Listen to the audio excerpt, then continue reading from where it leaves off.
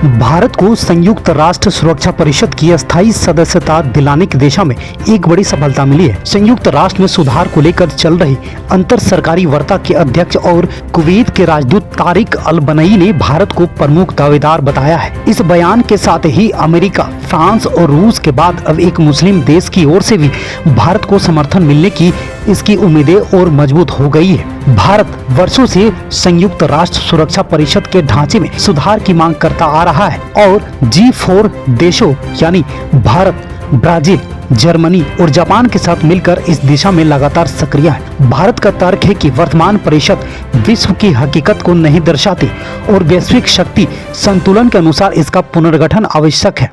Kuwait का बड़ा समर्थन। राजदूत तारिक अल बनई ने स्पष्ट शब्दों में कहा कि यदि सुरक्षा परिषद का विस्तार होता है और सदस्य देशों की संख्या 21 से बढ़कर 27 की जाती है तो भारत इसका प्रमुख दावेदार होगा। उन्होंने भारत की वैश्विक भूमिका की सराहना करते हुए कहा कि आज भारत एक बड़ा और महत्वपूर्ण देश बन चुका है जिसकी आवाज संयुक्त राष्ट्र में सुननी चाहिए।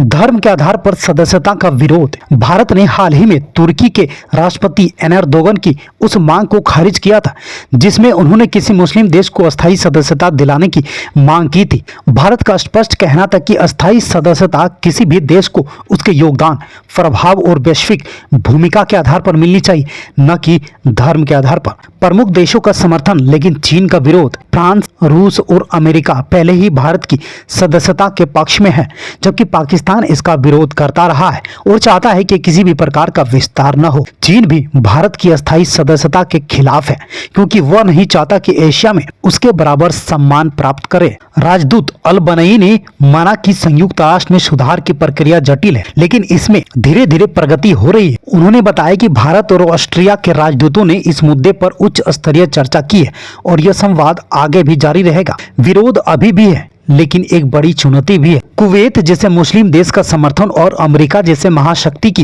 पहले से ही मौजूद हामी भारत की अस्थायी सदस्यता की संभावना से सशक्त बनाते हैं। हालांकि चीन और पाकिस्तान जैसे देशों का विरोध अभी भी एक बड़ी चुनौती है, लेकिन वैश्विक समीकरणों और भारत की बढ़ती भूमिका को देखते हुए सुरक्षा परिषद में भारत की अस्थायी सीट अब एक दूर का सपना नहीं लगती।